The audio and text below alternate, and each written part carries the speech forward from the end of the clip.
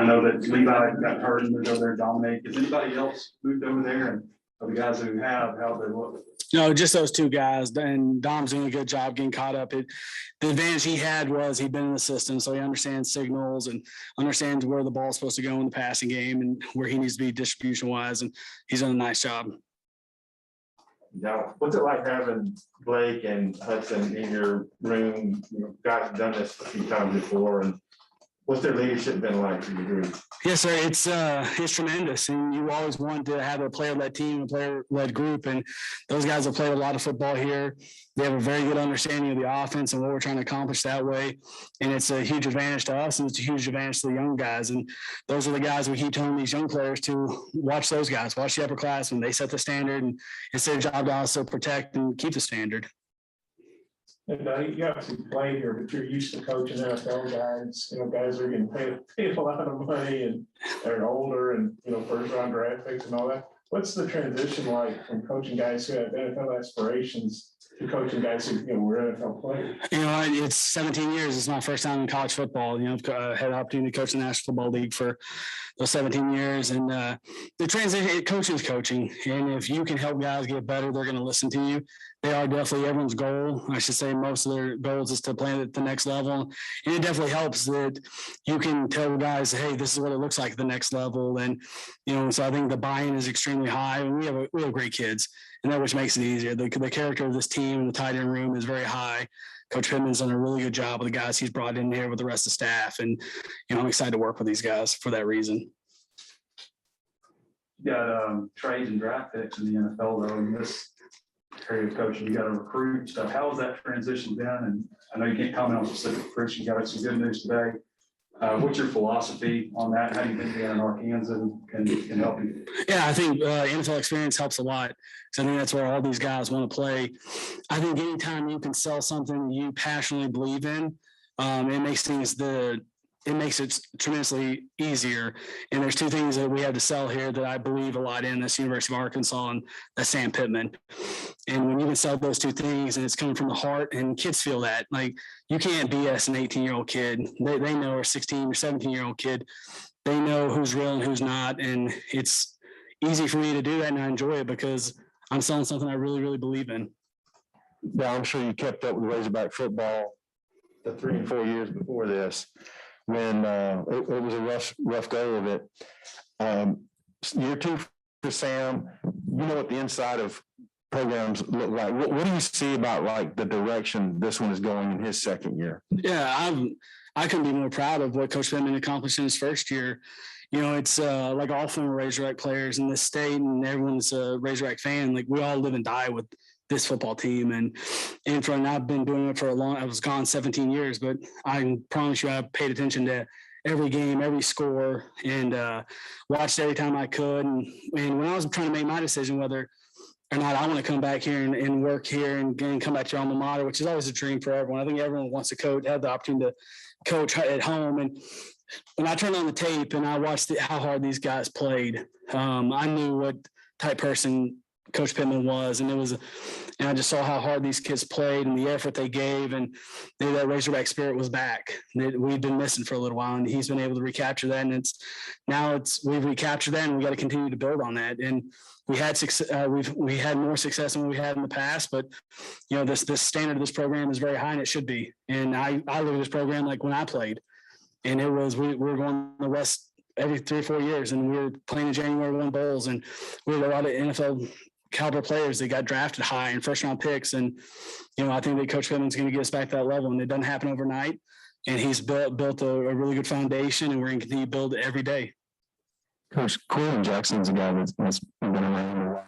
He's had some bad luck with some knee injuries. Just what do you like about him? What you've seen him as he's shown to this point? Yeah, you know, he's been injured since I've been here. I obviously played with his brother here at Arkansas. So I like the family, and I can speak on that. I know the kid has some receiving skills that I've been able to see, you know, on tape from the past, but until you get on the field, I can't really comment on, you know, each year is different, and every year you're getting better and you're growing, and we just hadn't had a chance to get him on the field and see, so it's hard for me to comment on that. Dowell, you're coaching tight ends. How is that going? And then tell me about your your top guys, Blake and Hutton, how they're doing so far in camp? Yes, sir, Clay. Yeah, I've enjoyed it. I think being a coordinator on 4 different teams in the NFL, you coach everyone. And when you install in the NFL, you're sitting there with the whole offense and you're installing the plays as the offensive coordinator. So, only up until this point, I've only coached quarterbacks and called plays in the NFL. But, you have, as a coordinator, you have to coach everyone. And so this transition has been pretty easy for me. It's really just learning the language and the timing of when I came was tough because I was here for 3 weeks. We got deep into recruiting and then you're in the camp season and you have a 3-week vacation. But it obviously helps tremendously when you have veterans in your room that know the offense and you're not teaching, you're not coaching freshmen. You have guys that you can clean up technique and teach them stuff to where to put their eyes and how to read coverage triangles and do the things that I've been able to teach in the NFL and put some of that in our tight end room in the passing game that that will help the passing game and the run game. And then your two leaders, kind of give me a little about each one of them. Yeah, Blake is he's a quiet kid and he's a hard worker. He's a guy that knows the offense inside and out. He's very detail oriented and he's got deceptive speed. And when you watch him, you see him when you watch the ring, you're like, man, that's a big guy. I wonder how well he runs, but he's got straight line speed that it showed a little bit last year in some games here and there. And then Hud is a guy that I've known for a long time, know the family well. Arkansas royalty is you group the Henrys and Lindsays and all those people together and is Arkansas royalty and just a smart, savvy football player. Obviously, he's got great DNA with his mom and dad and his 2 brothers, and just has a really good feel in the passing game. We're going to continue to work on his blocking and improving in that area, but he's a hard worker. He loves the Razorbacks, and he's going to do everything he can to help this team. And both of them, to both their guys' credit, is they're extremely unselfish. And that whole tight end room it's not about who's in, who's rotating. They don't care about that. They care about helping each other and getting this program back to where it needs to be. Hey, Coach, we saw Nick come back a little bit on special teams last year, not much on offense. What kind of player is he? What does he bring to the table? Dax is, thank you for asking about him because we should talk about him more often as well. He's got a very professional mindset about him. He knows what to do. He knows he's in the right spots. You can count on him. And that's why I talk about professional because he just knows what to do and he does it. And most time when you grade out, he's very consistent. I mean, he's the same player every day. And I think that's really, really important. And you guys understand this, but a lot of people don't. Like the tight ends are expected to run routes like receivers. They're supposed to pass protect like left tackles. And, so that there's a lot that goes into that position. And if you don't have consistency, it's hard to deal with, it's hard to improve. And I think he's a guy that's gotten better. I'd probably say it's not fair to judge, but I'd say he's the most improved player in that room to this point in camp. And he's done a tremendous job working, studying. Another guy who's extremely unselfish, doesn't care if he's running with the 2s, the 3s, the 1s, just looking for an opportunity to get better and positively affect this football team. Well, that was actually my question, Andrew Stowe, but no, can you go a little bit more into Dominic Johnson? Maybe I know you talked about him a little bit earlier, but just what is he picking up on fast? And maybe where does he need to really kind of maybe speed up the learning if possible? Yeah, it's not really, it's a good question. It's not really speeding up the learning. It's kind of the alignments because you go from running back. He's a smart, competitive kid. And you go from playing running back, now you're playing tight end. So he knows the offense. He knows the signals, which is a big part of college football and is being able to think on your feet, read the signal, get lined up. But now you're going from an offense that is there's a lot of stress and pressure on the tight ends, probably more so than any other position outside of quarterback because there's a lot of aligned by assignments. So you have to know your alignment's cold. And a lot of times the formation calls are talking to the wideouts. So those guys are interesting ringtone. But so there's a lot mentally, there's a lot of mental gymnastics to be able to get lined up. And it's just those details. And that's what I talked to him about today. I went around the room and told each guy what they need to improve on. And Dom's was definitely just the details of the assignments because he knows what to do. And there's always 3 phases of, performing. That's, you got to know what to do. You got to know how to do, and you got to go do it under pressure. And right now he knows what to do and he's in the process of learning how to do it. Kind of a two-part. Did Johnson, did he come to you guys and say, hey, is there another position I could play where I'd have a chance to go on the field quicker? Or did you go to Sam and say, hey, I need another guy? Or how did that move? Where was the evolution of that? Bob, I don't want to talk about everything that happens behind the scenes, but it was definitely a move that everyone felt good about. And he's a guy that we've moved around, in camp, and he's played some different spots, some H-back type play, an H-back type role. He's played some running back for us. And, we're starting to get banged up a little bit. Levi went down, and that was very unfortunate because he's such a wonderful, great kid and represented this program very well. And so we're looking to build numbers, and we're looking for a guy that also could, add some depth and also help. And we weren't going to make a move if we thought, hey, like he doesn't have the ability to be successful, because he's good in the role he's in.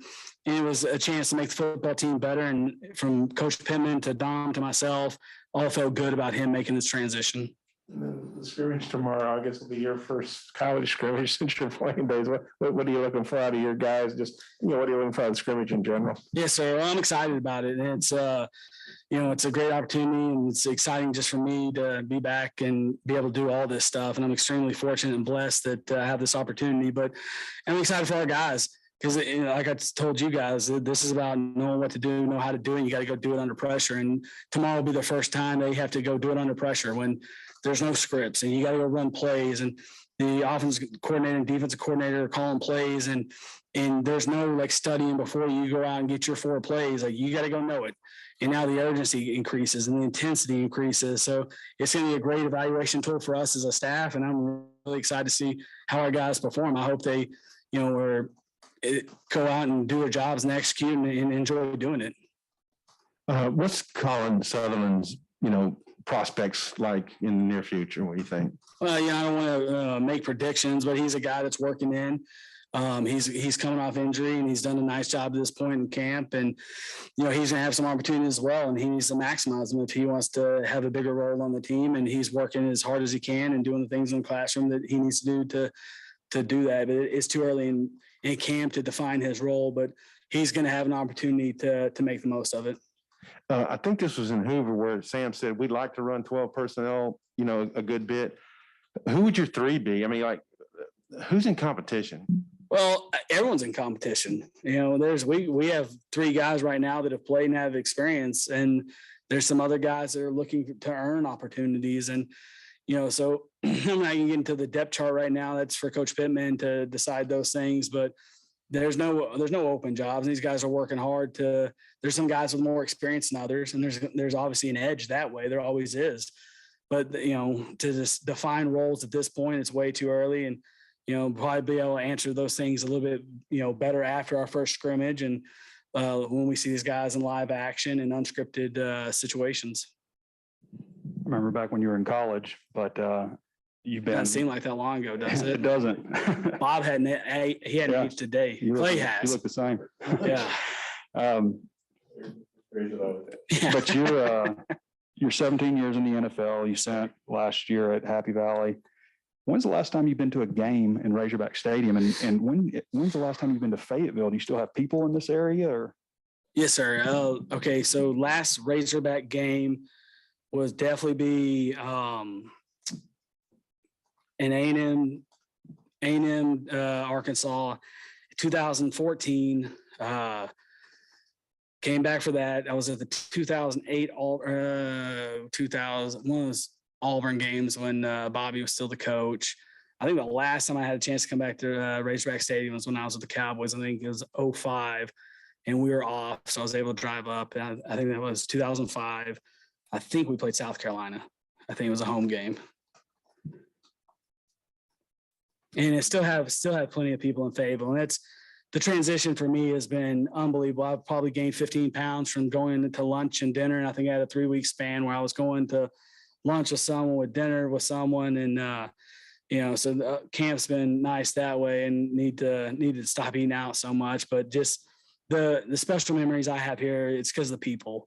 And it's guys in this room that I've known for 20 years, like Bob and Otis and Clay and Kyle and I went to school together. And, obviously all you guys know you guys by name, and just this state's special for that reason, because they always take care of their own. And, you get to come back and the first night, Edens and I go out to Herman's and we see Coach Hatfield, who's a childhood hero of mine. And I'm in there taking pictures with Coach Hatfield like a fanboy. And I did it before Edens got there, obviously, because he would have busted my chops for that for a long time. But it's that place. Very seldom do you walk in somewhere in Fayetteville and you don't know someone or an old teammate or a friend or, whoever that is, your experience here. And I've come back for years, and I feel like, I think Clay made this comment to me, there's almost a feel that I never left because I come back so much. And it was obviously a dream of mine to get back here at some point. And I'm so very, very fortunate to be back now. Now, just seeing these guys come in there, they kind of have, I guess, the same growing up that you did that they wanted to be, or do y'all ever talk about that? Absolutely. Like, we all share the same passion. And, even with HUD, like, you could talk about, Dad played here, Mom was a cheerleader, I played here, my wife was a cheerleader here. My brother-in-law played second base for the Hogs on the baseball team for 3 years. And we all have that common, passion for the Razorbacks and for the state. So our conversations are deep and passionate about that. We all have this soul. And when you played here and you came here, like, it does mean more. It does, in my mind, this is the best job I've ever had, because this is the job I've always wanted. And I hope those guys feel that. I hope they feel how passionate I am about the Razorbacks, because I feel theirs. And I know how much it means to Blake Kern, what this school, what this university, what this football program means to him. And these kids deserve to win. They work their tails off. And just like this state deserves to win. And, I couldn't be prouder to be part of this, this position, part of this football program. And I'm really excited about what this season has, but more excited about the scrimmage tomorrow, because that's the next step in the process. Coach, I know you being a former quarterback, is wondering what your assessment is of KJ so far in camp. What have you seen from him? Yeah, when I was thinking about taking this job, I clicked on the Missouri game because I wanted to see what we had at quarterback, and he obviously played well in that game. And you can see his confidence growing daily. Obviously, there's other people that get in the program that can talk about that better than I can at this point, because that's not my job. But he is. I've seen his confidence start to grow. This offense has had success, and I'm playing together more, and that's a big part of the process. The hard part about quarterback sometimes is getting the other 11 guys to do their jobs, or the other 10 guys, to do their job, so you can execute and do yours. So we're excited about where he's at, and he's gotten better every day. And I think that he's naturally transitioned into bigger leadership roles as it happens. No, I don't remember you ever having a bad hold. Maybe you did, but I did not. No. Yeah, because I don't like talking about myself, but I will talk about that. And I keep telling Coach Fountain, like, let me coach the holders. Well, seriously, I was wondering if you've been working with him at all. Yes, well, that's what took Colin and I so long getting over, because we were sitting there working with a couple of the holders before we came over here. I do have that expertise. I'm not very good at anything on the football field outside of holding. The first reason I said you were the smartest man quarterback. That was in the quarterback room. That's not when we went to the field. That's where it stopped. As soon as I caught the ball, the ball was snapped. That's where my talent ended. Appreciate you guys.